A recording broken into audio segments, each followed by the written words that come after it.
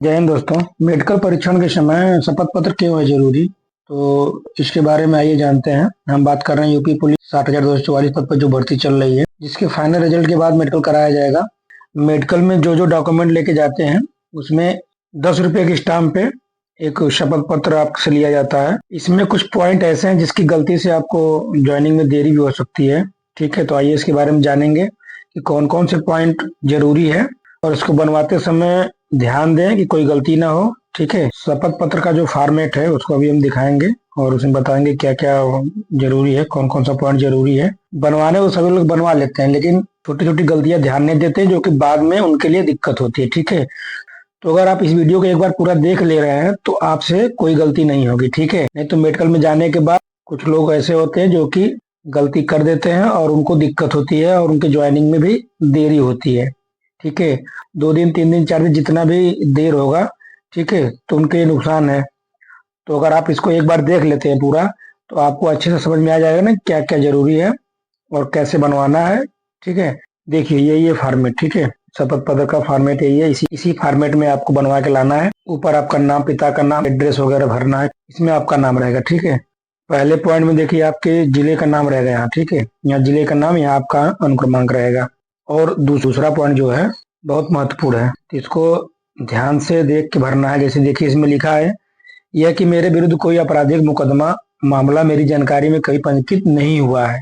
तो जिसके ऊपर मुकदमा वगैरह नहीं हुआ है तो ठीक है, वो नहीं हुआ ही लिखेगा, लेकिन इसको श्योर हो जाइएगा कि नहीं मुकदमा हुआ है कि नहीं हुआ है। ठीक है, और जिसके ऊपर मुकदमा रहेगा उनके लिए बहुत जरूरी है, वो लिखेंगे इसमें इसमें लिखेंगे कि मेरी जानकारी में मुकदमा पंजीकृत हुआ है। ठीक है, और अगर कोई विवेचना अगर लंबित है, जिसके ऊपर मुकदमा है, अगर उसके ऊपर कोई विवेचना चल रही है, पता कर लेंगे इसके बारे में थाने के माध्यम से, जैसे भी पता कर लेंगे तो उसकी पूरी जानकारी ले करके, जिसके ऊपर मुकदमा है पूरी जानकारी ले करके तो उसमें उसको भरेंगे। ठीक है, दूसरा पॉइंट बहुत ही महत्वपूर्ण है, ध्यान से पढ़ करके अपने भरवाना है। ठीक है, आप जो कचहरी वगैरह में दे देंगे बनने के लिए, जहां भी आप बनवाएंगे, तहसील पे या कहीं भी जहां बन रहा होगा, तो जहां बनवाएंगे तो वहां आप उसको पढ़ के बनवाएंगे कि कोई गलती ना हो।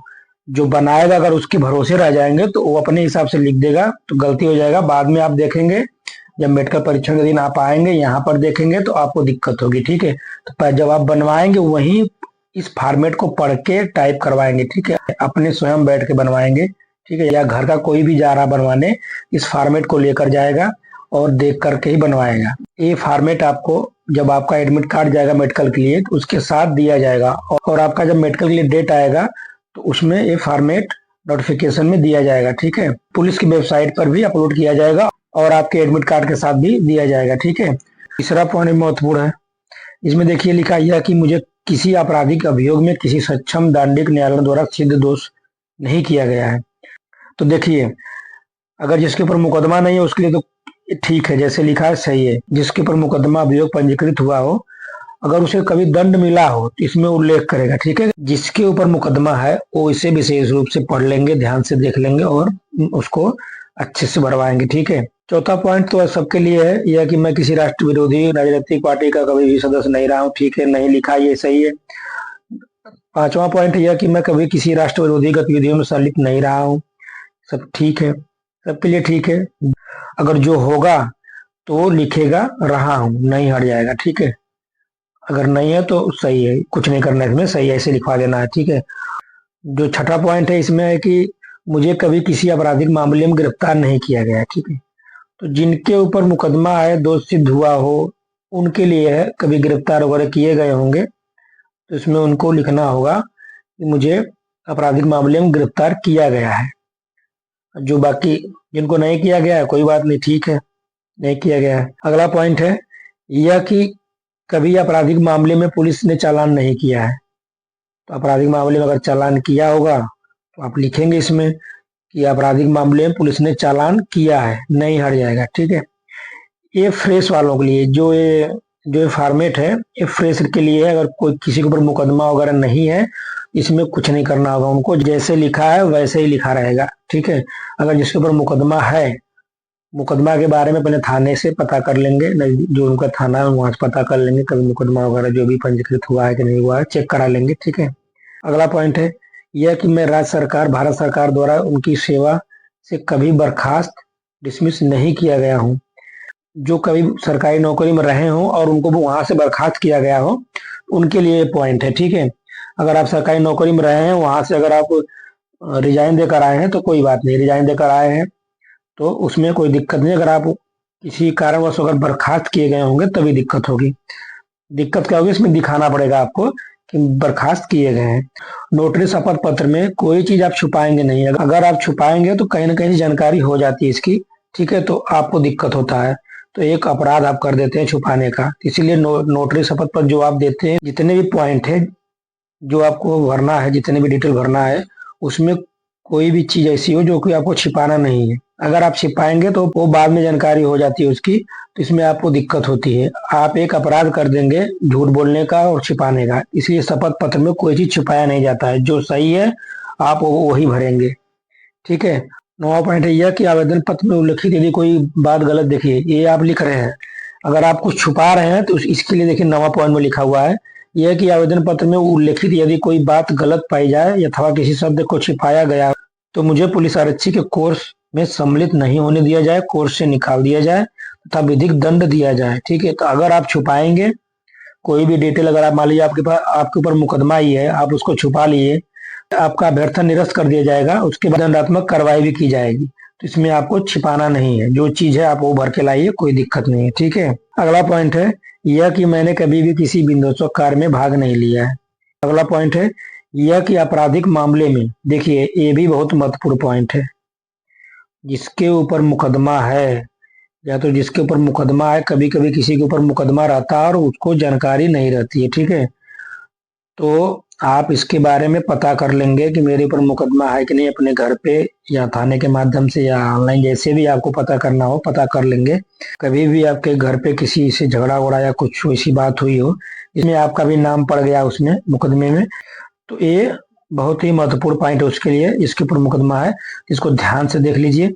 इसको इसको अगर आपके ऊपर मुकदमा है तो इसको भरना अनिवार्य है, इसको छुपाइएगा नहीं, ठीक है। मैं बार बार यही कर रहा हूँ, इसको छुपाइएगा नहीं, छुपाएंगे तो आपको दिक्कत होगी, ठीक है। इसमें देखिए लिखा यह कि आपराधिक मामले में जो मेरे विरुद्ध पंजीकृत हुआ है या जिनमें मेरा चालान किया गया है या जो मेरे विरुद्ध विवेचनाधीन अथवा विचाराधीन अथवा दोषमुक्त किया गया है उसका विवरण निम्नवत है। तो इसमें पॉइंट नंबर 1, 2, 3 दिया है, ठीक है। इन तीनों पॉइंट में अगर किसी के ऊपर मुकदमा है तो जो स्थिति है इस पॉइंट में दर्शाना पड़ेगा, ठीक है। मुकदमा संख्या, विचाराधीन है कि दोष मुक्त किए गए हैं, उसको भी लिखेंगे। अगर आपके ऊपर मुकदमा कभी भविष्य में हुआ हो और आप दोष मुक्त हो गए हो तब भी आपको इसको दर्शाना पड़ेगा। आप यहाँ मुकदमा अपराध संख्या लिखेंगे, उसके बाद कब दोष मुक्त किया गया है डेट सहित इसमें उसका जिक्र करेंगे, और जो मुकदमे कापी होगी, दोष मुक्त कापी या मुकदमे कापी, तो ये देखिए लिखिए आवश्यकता अनुसार सीट संलग्न करें, ठीक है। तो इसमें अपने नोटरी के साथ उसको संलग्न कर देंगे। ऐसा नहीं कि आप सोच लें कि मैं, मेरे ऊपर मुकदमा है और मैं नहीं भरूंगा, बाद में बोल देंगे कि मेरे ऊपर मुकदमा था मुझे जानकारी नहीं थी, तो ये बातें माने नहीं होंगी आपकी, ठीक है। और जिसके ऊपर मुकदमा नहीं है, जो नॉर्मल है, तो उनको कुछ नहीं करना है, बस इसमें नहीं लिख देना है, तीनों पॉइंट में नहीं लिख देना है, ठीक है। इस तीनों पॉइंट में नहीं नहीं लिखना है। अगला पॉइंट है यह कि मेरे शैक्षिक योग्यता एवं अन्य प्रमाण पत्र जो OMR आवेदन पत्र के साथ प्रस्तुत किए गए हैं सत्य हैं। देखिए आप जो आवेदन करते हैं इसमें जितने भी डॉक्यूमेंट लगाए हैं, सबमिट हुआ है, उसका भी जिक्र इसमें किया गया है शपथ पत्र में कि वो सभी डॉक्यूमेंट सत्य हैं, ठीक है।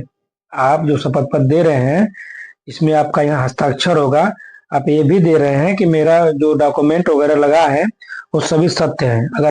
अगर आप गलत दिए होंगे तो जांच के समय पकड़े जाने पर आपके प्रति विधिक कार्रवाई की जाएगी, ठीक है। और इसमें अगला देखिए 13 नंबर है। 13 नंबर में यह कहा गया है कि यह कि मैं अविवाहित भी विधुर हूँ, तो जो स्थिति आपकी है उसमें आप लिखेंगे, ठीक है। 13 का ख है यह कि मैं विवाहित हूँ तथा एक जीवित पत्नी है, तो जो विवाहित है उसके लिए है, जो अविवाहित है उसके लिए नहीं है, वो यहाँ नहीं लिख देगा या तो इसको क्रॉस कर देगा।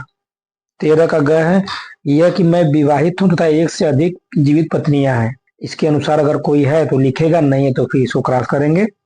देखिए अगला 14 नंबर है। 14 नंबर में यही दिखाया गया है कि जो ऊपर आप जितने भी चीजें पूछा गया आप भरे हैं उसका भी नीचे आप लिख रहे हैं कि यदि इस शपथ पत्र घोषणा पत्र में अंकित तथ्य भविष्य में कभी भी गलत पाए जाते हैं तो मुझे पुलिस आरक्षी के कोर्स सेवा से तुरंत पृथक कर दिया जाए एवं मेरे विरुद्ध आवश्यक कानूनी प्रक्रिया अमल में लाया जाए।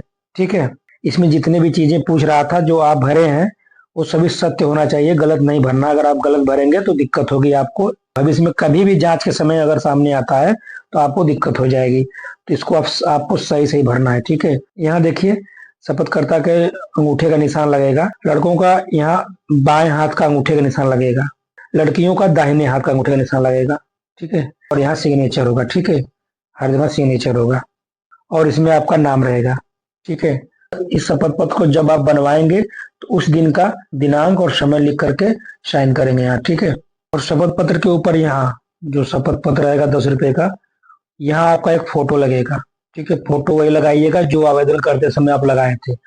आपके भर्ती प्रक्रिया में जितने भी फोटो लगेंगे सब फोटो वही रहेंगे जो आवेदन करते समय आप लगाए थे। ठीक है, शपथ पत्र पर भी यहाँ एक फोटो लगेगा। ठीक, यहाँ एक अपना आपका फोटो रहेगा। अगर इसके बाद भी अगर कोई डाउट रह गया हो तो आप कमेंट करके पूछ सकते हैं। ठीक है।